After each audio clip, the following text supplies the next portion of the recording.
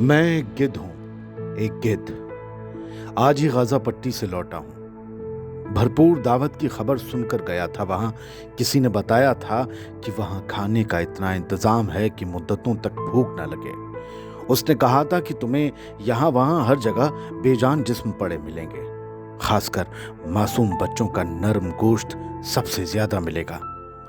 इतना सुनकर मैं चला गया। इराक की एक तरफा जंग के बाद से ही भरपेट नहीं खा पाया था। जंग एक तरफा होती है तो हमारा राशन बढ़ जाता है, बराबरी की जंग जल्दी खत्म हो जाती है। खैर, गाजा पहुंचा तो जितना सुना था उससे भी ज्यादा पाया। कहीं से उड़ते गुजरो, कहीं पर जाकर बैठो, ऐसा लगता था हर जगह जर्रा जर्रा जैसे मेरी मेहमान नवाजी को तैयार है।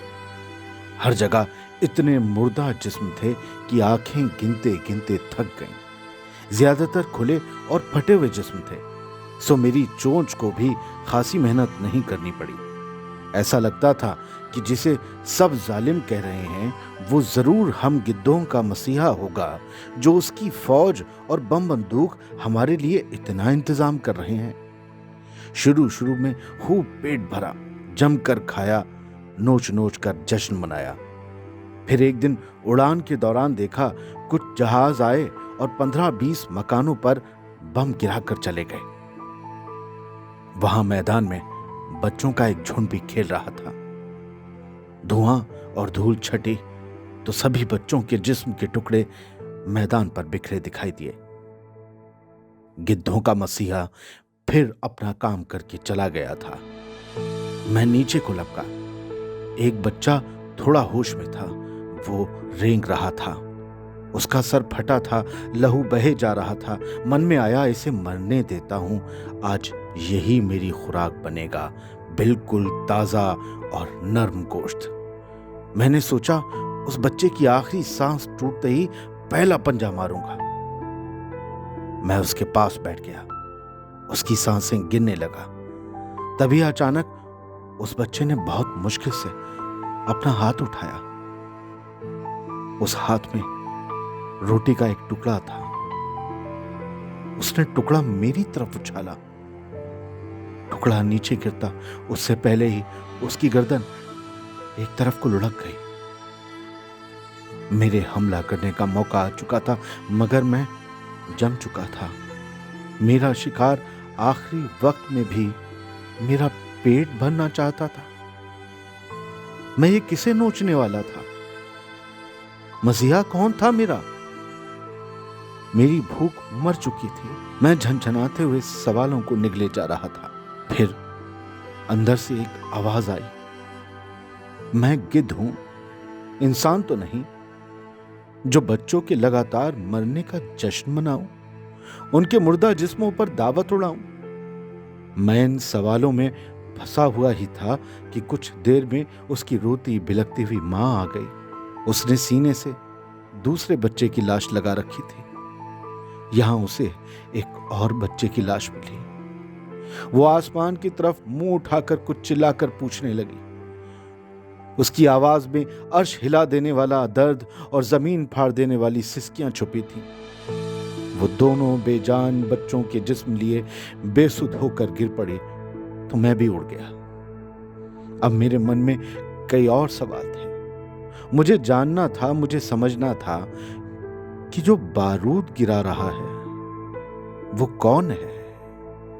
वो मसीहा है या जल्लाद है? मैं उड़ता ही गया, पूरा इलाका घूमा, आसपास के मुल्कों की सरहदों तक गया। समंदर, पेड़, सहरा, बाग, सबकी बनावट देखकर अपने कबीले के एक बूढ़े गिद्ध का किस्सा अचानक याद आ गया। वो इस जगह को फलस्तीन बताता था। फलस्तीन जो आज 2 टुकड़ों में बट गया है, गाजा और वेस्ट बैंक। और अब इन पर किसी नए बने मुल्क का कब्जा है जिसे इजराइल कहते हैं। इजराइल का जिक्र बूढ़े गिद्ध के मशहूर किस्सों में नहीं था। वो 80 साल पहले उधर गया था। शायद इजराइल तब तक वहां लाया ही नहीं गया था। शायद तब तक ये नया मुल्क वजूद में ही नहीं था। तब उधर बहुत खुशहाली थी। तब ये पूरा इलाका बस फिलिस्तीन था। मगर मेरी समझ में ये नहीं आया कि फिलिस्तीन की जमीन पर फिलिस्तीनी ही क्यों मारे जा रहे हैं, और इनके आसपास रहने वाले इनके हमजुबान भाई इनके दर्द और फरियादों को क्यों नहीं समझ पा रहे और क्यों नहीं सुन पा रहे। मुझे फिलिस्तीन की सरहदों के पार दूसरे मुल्कों के कुछ इंसानों में अपने जैसे गिद्ध भी नजर आए। वो हर तरह से मजबूत थे, पर वो मेरी तरह किसी के गिरने की फिराक में घात लगाए बैठे थे। मगर जो कमजोर थे वो कमजोरों के हक की आवाज उठा रहे थे। उन्हें मालूम था कि गजा के बाद अगली बारी उनकी है। एक बात उस दिन मेरे समझ आ गई कि मजबूत और मतलब परस्त इंसान अगर कमजोर इंसानों के हिमायती बन गए तो हम गिद्धों की कौम भूखी प्यासी खत्म हो जाएगी। मगर मैं इससे बेफिक्र हूं, क्योंकि ऐसा कभी नहीं होगा। मुझे याद है बुजुर्ग परिंदों ने बताया था, न गिद्ध कभी खत्म होंगे, न जंगें कभी बंद होंगी, मगर मौसम की तरह पिटने और पीटने वालों की दिशाएं बदल जाएंगी। ये मुर्दों का गोश्त नोचने वाले गिद्ध का तजुर्बा, जो आज इधर हैं कल उधर होंगे। ये मुर्दों का गोश्त नोचने वाले गिद्ध का तजुर्बा बता रहा है। हर उरूज का ज़वाल है, हर आग को धुआं होना है। ये दौर भी खत्म हो जाएगा, ये जुल्म भी मिट जाएगा।